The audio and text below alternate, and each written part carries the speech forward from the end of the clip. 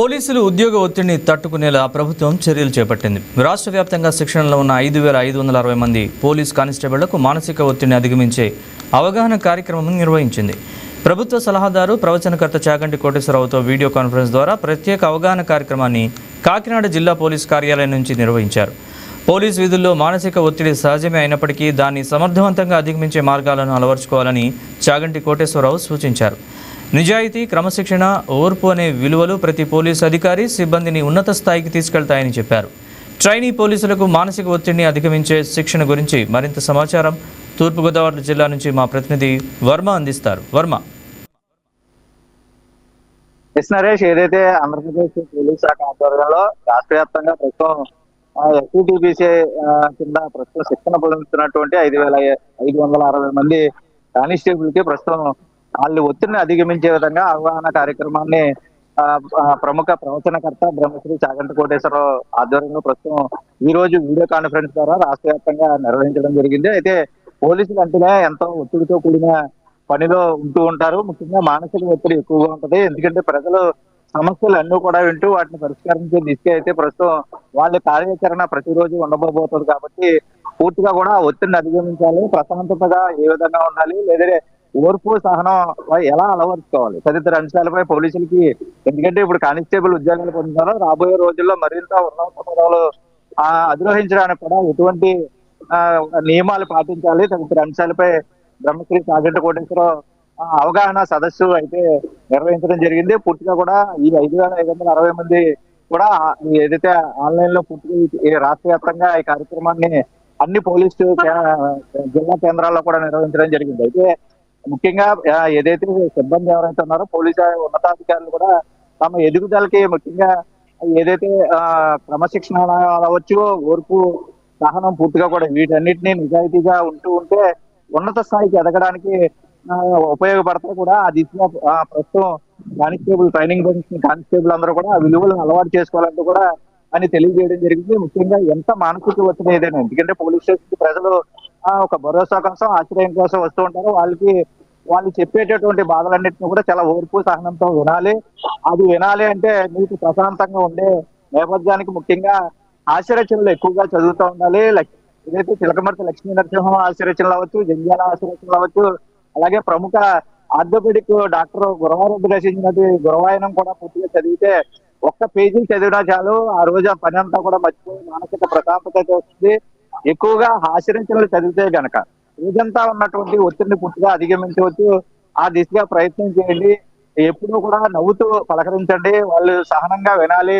Police పూర్తిగా కూడా police ఉన్నాడనే భరోసా ప్రతి సమస్యకి కోసం వచ్చినటువంటి ఫిర్యాదుదారులు ఎవరైతే ఉన్నారో వాళ్ళందరికీ కలిగేలాగా మనం ఉన్నప్పుడే ఈ సమాజం ఆరోగ్యకరంగా ఉంటుంది. ఆ దిశగా ఇప్పటి నుంచి కూడా ఈ క్రమశిక్షణ, నీతి, అలాగే నిజాయితీ అన్నది అలవాటు చేసుకోవాలి. ఓర్పు అన్నది ప్రతి పోలీసు సిబ్బందికి, ఉన్నతాధికారికి ఉండవలసిన ప్రథమ లక్షణంగా అయితే ఆయన అభివర్ణించడం జరిగింది. ఎప్పుడు ఎటువంటి ఒత్తిడి వచ్చినా సరే కుటుంబ సభ్యులతో ఎక్కువగా గడపడం, అలాగే ఆశీర్వచనలు చదువుతూ ఉండడమే ప్రధానంగా ఈ ఒత్తిడిని అయితే అధిగమించవచ్చని ఆయన సూచించడం జరిగింది.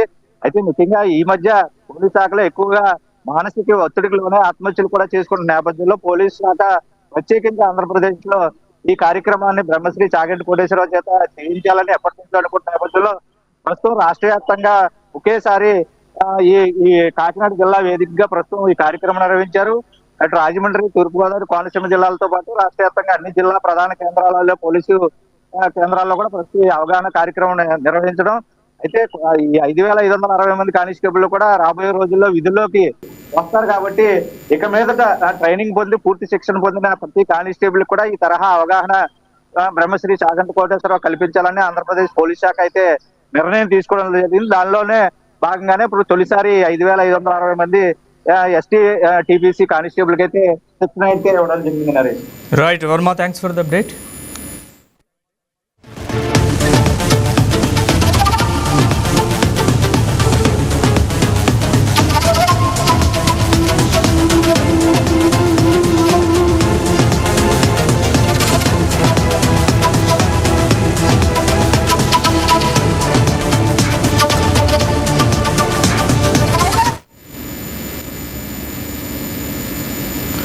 విశాఖపట్నం రూపురేఖలు మారబోతున్నాయి. ఆంధ్రప్రదేశ్ ఆర్థిక రాజధానిగా విశాఖను తీర్చిదిద్దేందుకు కూటమి ప్రభుత్వం శరవేగంగా అడుగులు వేస్తోంది. ఒకప్పుడు ఉమ్మడి ఆంధ్రప్రదేశ్లో హైదరాబాద్ని సైబరాబాద్గా తీర్చిదిద్ది ప్రపంచ ఐటీ పట్టణంలో నిలిపిన ముఖ్యమంత్రి నారా చంద్రబాబు నాయుడు ఇప్పుడు విశాఖపట్నాన్ని ఐటీ విశాఖగా మార్చేందుకు బ్లూ ప్రింట్ సిద్ధం చేశారు. ఐటీ విశాఖ ప్లాన్ గురించి మరింత సమాచారాన్ని మా విశాఖ స్పెషల్ కరెస్పాండెంట్ దుర్గాప్రసాద్ అందిస్తారు. ప్రభుత్వం అధికారానికి వచ్చిన తర్వాత అనేక పథకాలతో పాటు అభివృద్ధి కార్యక్రమాలకు నాంది పలుకుతుంది కూటమి ప్రభుత్వం. ఈ నేపథ్యంలో ప్రథమంగా ఉత్తరాంధ్ర రీజియన్ చూసినట్లయితే విశాఖని మరింత ఆర్థిక రాజధానిగా అభివృద్ధి చేయాలని చెప్పేసి కూడా అనేక ప్రాజెక్టుల నిలయంగా కూడా ఇప్పుడు విశాఖ నిలబోతుంది. ఇటీవలే భోగాపురం అంతర్జాతీయ విమానాశ్రయం జాతికి అంకితం చేశారు దేశ ప్రధాని నరేంద్ర మోదీ. ఇప్పుడు సీఎం నారా చంద్రబాబు నాయుడు అయితే ఓవైపు అమరావతిని అభివృద్ధి చేస్తూనే వికేంద్రీకరణ చేయాలి, రాష్ట్రం అభివృద్ధి చెందాలని చెప్పి ఒక సంకల్పంతో ఐటీ ఖ్యాతిగా ఐటీ నగరంగా విశాఖని తీర్చిదిద్దాలని చెప్పేసి కూడా విశాఖకి అనేక పెట్టుబడులు తెచ్చేందుకు అయితే రూపకల్పన చేస్తా ఉన్నారు. ఇప్పుడు జీవీఎంసీ ఆధ్వర్యంలో అనేక ప్రాజెక్టులకి నిలయంగా కూడా విశాఖ ఉండబోతుంది. రహదారులు కావచ్చు, ట్రాన్స్పోర్ట్ పరంగా కావచ్చు, ఐటీ పరంగా కావచ్చు. ఇప్పుడు విశాఖ ఖ్యాతి ప్రపంచ వ్యాప్తంగా నిలిచే దిశగా అయితే కూటమి ప్రభుత్వం కృషి చేస్తుంది. దీనికి సంబంధించి అసలు విశాఖ వాసులు ఏమనుకుంటున్నారో మనతో మాట్లాడేందుకు ఆ ఏపీ నిరుద్యోగ జేఏసీ అధ్యక్షుడు హేమంత్ కుమార్ ఉన్నారు. ఆయన మాటలు అడిగి తెలుసుకు ప్రయత్నం చేద్దాం. హేమంత్ గారు చెప్పండి, ఇప్పుడు అనేక ప్రాజెక్టు నిలయంగా ఇప్పుడు విశాఖ నిలవబోతుంది. జిఎంసీ కావచ్చు లేదా విఎంఐడి కావచ్చు. ప్రథమంగా సీఎం నారా చంద్రబాబు అయితే ఏదైతే అభివృద్ధిలో భాగంగా విశాఖకు అనేక ప్రాజెక్టులు అటు ఐటీ కావచ్చు ఎన్నో ప్రాజెక్టులు విశాఖ నిలయం కావచ్చు. దీన్ని ఏ విధంగా చూస్తారు? పూర్తిగా మనకి ఎక్కడైతే రహదారులు అంటే రోడ్లు ఎప్పుడైతే వెడల్పుగా పెద్దవిగా కనిపిస్తాయో ఆటోమేటిక్ గా ఇన్వెస్టర్స్ అనేది రావడం జరుగుతుంది. మొట్టమొదటిగా కూటమి ప్రభుత్వం చేసినటువంటి అద్భుతమైనటువంటి నిర్ణయం ఏంటంటే విశాఖపట్నంలో కంటైనర్ టెర్మినల్ కార్పొరేషన్ నుంచి సుమారు మన వెల్కమ్ టు కైలాసగిరి వరకు కూడా ఈ యొక్క రోడ్డుని విస్తరణ చేశారు. అదే విధంగా అక్కడి నుంచి భోగాపురం అంతర్జాతీయ ఎయిర్పోర్ట్ వరకు బీచ్ కారిడార్ అని చెప్పి దీన్ని చాలా వెడల్పు రోడ్లు చేస్తూ పూర్తిగా ఒక హైవేకి ధీటుగా మరొక హైవే ఇక్కడ వెళ్లే విధంగా, అంటే ఎప్పుడైతే వాహనాలు భోగాపురం నుంచి విశాఖపట్నంలోకి రావాలో అవుటర్ రింగ్ రోడ్ లాగా బీచ్ రోడ్ నుంచి వచ్చే విధంగా దీన్ని పూర్తిగా మంచి ప్లానింగ్ విధానంగా జీవీఎంసీ, విఎంఆర్డిఏ వాళ్ళు వీళ్ళందరూ కలిపి దీన్ని చాలా బాగా రూపకల్పన చేశారు. అదే విధంగా wings took shape at Bhogapuram అని చెప్పి ఉత్తరాంధ్ర వాదులు అంటే ఉత్తరాంధ్ర మనుషులు, నిరుద్యోగులు, ప్రజలకి అంతర్జాతీయ స్థాయిలో ఖ్యాతి వచ్చింది. ఈ రోజు అంతర్జాతీయ విమానాశ్రయం ఇక్కడ భోగాపురంలో రావడం వల్ల ఉత్తరాంధ్ర మనుషులందరూ కూడా అంతర్జాతీయ స్థాయిలో చర్చలు చేసేటటువంటి స్థాయికి వీరి యొక్క ఆలోచనలు వెళ్లే దిశగా ఈ యొక్క ప్రభుత్వాలు తీసుకున్నటువంటి నిర్ణయాలు మేమైతే పూర్తిగా ఉత్తరాంధ్ర వాసులుగా, మేమైతే నార్త్ కోస్టల్ ఆంధ్ర వాసులుగా మేమైతే స్వాగతిస్తున్నాం. దీంతో పాటు మరి ఇటీవల ఏవైతే గూగుల్, సత్వా, సిఫీ టెక్నాలజీ, మదర్సన్, శ్రీటమినా, కాగ్నిజెంట్, టీసీఎస్ ఇటువంటి ఎన్నో సంస్థలు విశాఖపట్నంలోని ప్రజలు ఊహించలేని విధంగా ఎన్నికల హామీలో చెప్పలేనివి కూడా లోకేష్ గారు, చంద్రబాబు నాయుడు గారు డల్లాస్ వెళ్లి ఈ యొక్క పెద్ద పెద్ద అంతర్జాతీయ పెట్టుబడిదారులతో చర్చలు జరిపి వారి యొక్క సమస్యలన్నీ కూడా విశాఖపట్నంలో స్థాపించే విధంగా వారి యొక్క కృషి చేస్తున్నారు. ఇటీవల ఐబిఎం కూడా మన లోకేష్ గారు వచ్చి ఇక్కడ ప్రారంభోత్సవం చేశారు. అదే విధంగా క్రీడలకు ప్రాధాన్యత ఇస్తూ డిఎస్సిలో కూడా స్పోర్ట్స్ కోట అభ్యర్థులను ఎంపిక చేయడం అనేది మొట్టమొదటిసారి చాలా అభినందనీయం. ఎక్కడ కూడా ఏ రకమైనటువంటి లోపాలు లేవు, చాలా ట్రాన్స్పరెంట్ రిక్రూట్మెంట్స్ చేశారు. అదే విధంగా పివి సింధు బ్యాడ్మింటన్ అకాడమీ అని చెప్పి ఇటీవల మన ఆరిలో తోటగూరు జంక్షన్ లో అది కూడా చాలా రంగరంగ వైభవంగా ప్రారంభాలు చేశారు. అంటే క్రీడల్లోని ఎక్కడ కూడా మన యొక్క ఉత్తరాంధ్ర వాసులు కానీ, ఆంధ్ర రాష్ట్ర వాసులు కానీ అదే విధంగా క్రీడా స్ఫూర్తిగా అంతర్జాతీయ స్థాయిలోకి భారతదేశం వెళ్లాలని ఒక సదుద్దేశంతో ఈరోజు నారా లోకేష్ గారు, చంద్రబాబు నాయుడు గారు, అదే విధంగా పవన్ కళ్యాణ్ గారు ఈ యొక్క టీమ్ అంటే ఏదైతే కోరిలేషన్ గవర్నమెంట్ ఐటీ పరంగానే కాకుండా క్రీడల పరంగా కూడా క్రీడా హబ్ గా కావచ్చు, ఐటీ హబ్ గా విశాఖని ప్రపంచ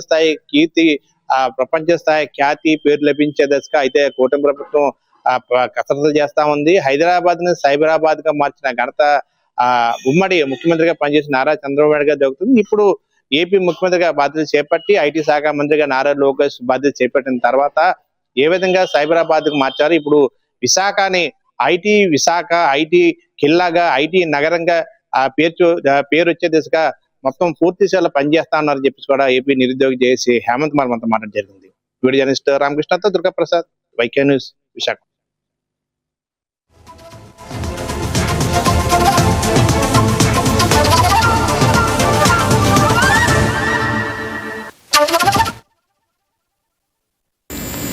జాతిపిత గాంధీజీ కాలంలో చేనేత కళాకారులు ఉపయోగించిన పాతకాలపు నూలు వడికే రాట్నం విజయవాడలో ప్రదర్శనకు ఉంచారు.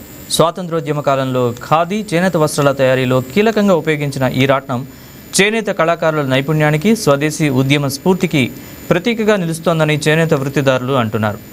ఆధునిక సాంకేతికతలో ఇలాంటి సంప్రదాయ పరికరాలు కనుమరుగవుతున్న నేపథ్యంలో యువత ఈ పరికరాల నుంచి తెలుసుకోవడంతో పాటు మన చేనేత సంప్రదాయాన్ని, దాని వెనుక ఉన్న కళాకారుల శ్రమను అర్థం చేసుకోవాలని చేనేత కళాకారులు కోరుతున్నారు. రాట్నంతో నూలు వడికే చేనేతల కళా నైపుణ్యంపై మరింత సమాచారం మా విజయవాడ బ్యూరో ప్రతినిధి బిందు అందిస్తారు. కాలం నుండి వస్త్రాలు తయారు చేయడానికి వివిధ పరికరాలను ఉపయోగిస్తూ ఉండేవారు. ఇప్పుడైతే చేనేత వస్త్ర కళాకారులు ఎవరైతే ఉన్నారో వారందరూ కూడా వేరే వేరే పరికరాలను ఉపయోగిస్తూ వస్త్రాలు తయారు చేస్తున్నారు. అయితే ప్రాచీన కాలంలో గాంధీజీ కానీ ఆ ఫ్రీడమ్ ఫైటర్స్ అందరూ కూడా ఒక్కదాన్నే వాడేవారు, అదే ఈ పరికరం.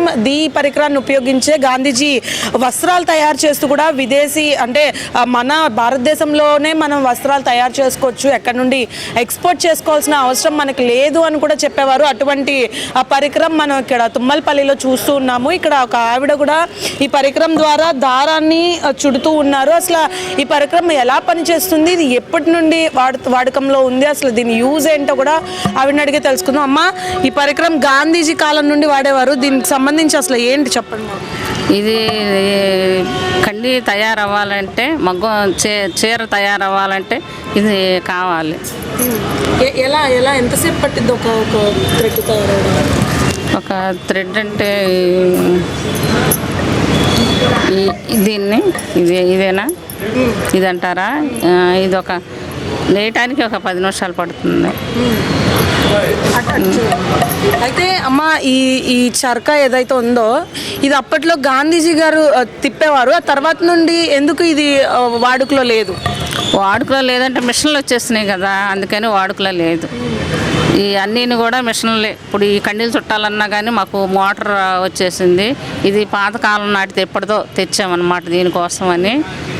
ఇది ఎప్పటి నుంచో ఇదే వాడేది. మామూలుగా కండీలు చుట్టాలంటే ఇప్పుడు అన్నీ రకరకాలుగా వచ్చేసినాయి కాబట్టి వాటిని మేము ఉపయోగిస్తున్నాము.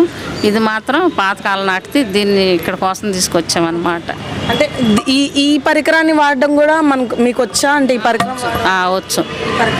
అంటే ఎంత సమయం పట్టింది ఇది మొత్తం అవ్వడానికి? ఏదన్నా ఈ దారం చుట్టడానికి మొత్తం ఒక చీరకు చుట్టాలంటే ఒక 4 గంటలు పట్టిద్ది. అంటే అమ్మ, ఈ కాలంలో ఉన్న యూత్ కానీ ఈ కాలంలో ఉన్న వాళ్ళందరికీ కూడా ఈ పరికరం గురించి అసలు తెలియదు. మనం ఈ పరికరం పూర్తిగా గాంధీజీ గారి చేతిలోనే అప్పట్లో చూసాము. అసలు ఈ పరికరం గురించి చెప్పాలంటే ఏం చెప్పాలి? ఓ మాటలో ఏం చెప్పాలి అంటే, ఇది బాగా పురాతనం అయింది. అందరికి ఇప్పుడు వాళ్ళకి తెలియాలంటే ఇదే ఉండాలి. ఇప్పుడు అన్నీ కరెంటుతోని అవన్నీ వచ్చేసినాయి కాబట్టి అందరూ వాటిని ఉపయోగిస్తున్నారు. ఇది ఇప్పుడు వాళ్ళకి మాత్రం బాగా తెలియాలి. చేనేత వాళ్ళు ఎంత కష్టపడుతున్నారు ఏంటి అనేది ప్రభుత్వానికి కానీ మన లోకల్లో ఉన్న వాళ్ళందరికీ కానీ తెలియాలి. సో చూసారు కదా, చేనేత హస్త కళాకారులు ఎంత కష్టపడుతున్నారో తెలియాలంటే ఇటువంటి పరికరం ఒకటి మంచి ఎగ్జాంపుల్ అని కూడా చెప్తున్నారు. అయితే ఇది ప్రాచీన కాలం పద్ధతి. ఇప్పుడైతే వేరు వేరు పరికరాలు వచ్చినప్పటికీ కూడా ఇది అప్పట్లో మనం ఖచ్చితంగా ఈ పరికరాన్ని గాంధీజీ వారి యొక్క సొంత వస్త్రాలు నేయడానికి ఉపయోగించిన ఈ చరకానే మనం అప్పట్లో చూసేవాళ్ళం. అది ఇప్పుడు కూడా చూస్తున్నాం. అయితే దీనికి సంబంధించి ఈ దారాన్ని ఇక్కడ నుండి తీసుకొచ్చి ఇది ఒక చీర నల్లడానికి అయితే ఈ దారాన్ని ఉపయోగిస్తారు అని కూడా చెప్తున్నారు. ఇంత పాతకాల పద్ధతిని కూడా ఇక్కడైతే తుమ్మలపల్లి కళాక్షేత్రంలో అయితే ఇది పెట్టడం జరిగింది. వీళ్ళని చూడడానికి కూడా సందర్శకులు వస్తూ ఉన్నారు. అయితే ఆవిడ చెప్పిన దాని ప్రకారం ఈ జనరేషన్లో ఉన్న ఏవైతే జెన్జీకి కానీ యూత్కి కానీ ఈ పరికరం గురించి చాలా వరకు తెలిసి ఉండకపోవచ్చు. వారికి కూడా తెలియజెప్పే ఒక మంచి వేదికగా అయితే ఇక్కడ ఇది జరుగుతుందని కూడా చెప్పచ్చు. ఇది ఇక్కడ పరిస్థితి. వీడియో జర్నలిస్ట్ వంశీతో బిందు, వైకే న్యూస్, విజయవాడ. తిరుమలకు వచ్చే భక్తుల సంఖ్య రోజురోజుకి పెరుగుతున్న నేపథ్యంలో ప్రయాణికులకు ప్రపంచ స్థాయి సౌకర్యాలు కల్పించే దిశగా తిరుపతి రైల్వే స్టేషన్ సరికొత్త రూపు సంతరించుకుంటోంది. కేంద్ర ప్రభుత్వం అమృత్ భారత్ స్టేషన్ పథకం కింద దాదాపు 300 కోట్ల వ్యయంతో చేపట్టిన పునరాభివృద్ధి పనులు తుది దశకు చేరుకున్నాయి. విమానాశ్రయ స్థాయి వసతులతో రూపొందుతున్న తిరుపతి రైల్వే స్టేషన్ త్వరలోనే ప్రయాణికులకు అందుబాటులోకి రానుంది. తిరుపతి రైల్వే స్టేషన్ ఆధునికీకరణ పనుల గురించి మరింత సమాచారం మా తిరుపతి జిల్లా ప్రతినిధి సెల్వం అందిస్తారు. ఆధ్యాత్మిక కేంద్రమైనటువంటి తిరుమలకు కూడా నిత్యం భక్తులు వేలాది సంఖ్యలో కూడా వస్తుంటారు. అయితే వీళ్ళ ప్రయాణం కూడా సౌకర్యవంతంగా ముగిసే విధంగా కూడా కేంద్ర ప్రభుత్వం కూడా దానికి తగినటువంటి చర్యలు కూడా తీసుకున్నటువంటి పరిస్థితి. అయితే చూసుకుంటే అమృత్ భారత్ స్టేషన్ పథకంలో భాగంగా సుమారు 300 కోట్లు వెచ్చించి కూడా తిరుపతి రైల్వే స్టేషను పునరాభివృద్ధి పనులను కూడా శరవేగంగా కూడా నిర్వహిస్తున్నటువంటి పరిస్థితి. అయితే ఏదైతే ఈ రైల్వే స్టేషన్ అభివృద్ధి కార్యక్రమాలు జరుగుతుందో ఆ ప్రాంతంలోనే మనం కూడా ఉన్నాము, విజువల్ ద్వారా కూడా చూడొచ్చు. అయితే సంబంధించి చూసుకుంటే కూడా దీనికి సంబంధించి సుమారు అంటే కేంద్ర ప్రభుత్వం అమలు చేస్తున్న అమృత్ భారత్ స్టేషన్ పథకం కింద సుమారు 300 కోట్ల అంచనా వ్యయంతో చేపట్టిన ఈ ప్రాజెక్టు ప్రస్తుతం కూడా చివరి దశకు కూడా చేరుకుంది. ఇటీవల south Coast railway general manager స్టేషన్ను కూడా సందర్శించి పనుల పురోగతిని కూడా సమీక్షించారు. అయితే కూడా మిగిలిన పనులు కూడా వేగవంతంగా కూడా పూర్తి చేయాలని ఇటు అధికారులను కూడా ఆదేశించినట్టు కూడా మనకు ప్రధానంగా తెలుస్తుంది. ఈ ప్రాజెక్టులో భాగంగా స్టేషన్లో ఉత్తర దక్షిణ వైపుల గ్రౌండ్ ప్లస్లో పాటు 3 అంతస్తుల అత్యాధునిక టెర్మినల్ భవనాన్ని కూడా నిర్మిస్తున్నట్టు కూడా మనకు ప్రధానంగా తెలుస్తుంది. విశాలమైన వెయిటింగ్ హాల్స్, 3 VIP లాంజ్లు, అదేవిధంగా డిజిటల్ లాకర్లు, క్లాక్ రూమ్లు, ఆధునిక టికెట్ కౌంటర్లతో పాటు హెల్ప్ డెస్క్లు కూడా దీంట్లో ఏర్పాటు చేస్తున్నారు.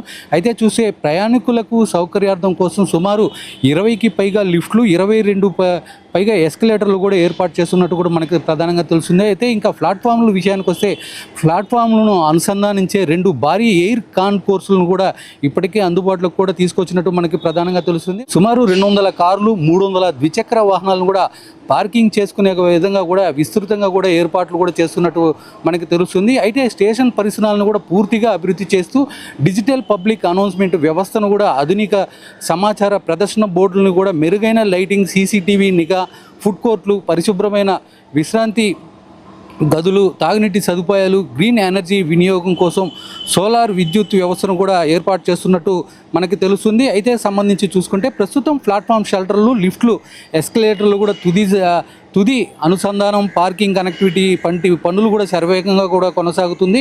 అయితే దీనికి సంబంధించి కూడా ఇప్పటికే సంబంధించి ఏదైతే దక్షిణ సైడ్ అంటే సంబంధించి ఇప్పటికే TTD కూడా మనకి ఆ విజువల్ ద్వారా కూడా చూడొచ్చు. TTD ఇప్పటికే సంబంధించి ఇటు అచ్యుతం, శ్రీపాదం అనేటువంటి గెస్ట్ హౌస్లు కూడా ఆ పనులు కూడా తుది దశకు చేరుకున్నాయి. వాటికి అనుసంధానం చేస్తూ కూడా ఇక్కడ ఉన్నటువంటి దక్షిణ వైపు ఉన్నటువంటి రైల్వే ప్రాంతాన్ని కూడా వీలైనంత త్వరగా అంటే ఈ ఏడాది సెప్టెంబర్లో కూడా బ్రహ్మోత్సవాలు స్టార్ట్ అవుతున్నాయి. ఈ స్టార్ట్ అయ్యే లోపలనే వీటిని కూడా అందుబాటులోకి తీసుకొస్తామని చెప్పి కూడా ఇప్పటికే దీనికి రైల్వే అధికారులు కూడా చెప్పినటువంటి పరిస్థితి. అంటే వీలైనంత త్వరగా కూడా ఇక్కడ ఉన్నటువంటి ఏదైతే ఈ సౌత్ జోన్లో ఉందో ఆ విధానాన్ని కూడా పూర్తిగా ఇటు ప్రయాణికులు కూడా అందుబాటులోకి తీసుకొస్తాం. దీంట్లో ప్రధానంగా చూసుకుంటే ఏదైతే అంతర్జాతీయ విమానాశ్రయంలో ఎలాంటి సౌకర్యాలు అయితే కల్పిస్తారో అలా అందుకు పూర్తి భిన్నంగా కూడా ఇక్కడ సౌకర్యాలు కూడా ఏర్పాటు చేసే విధంగా కూడా అధికారులు అయితే కూడా చర్యలు తీసుకుంటారు.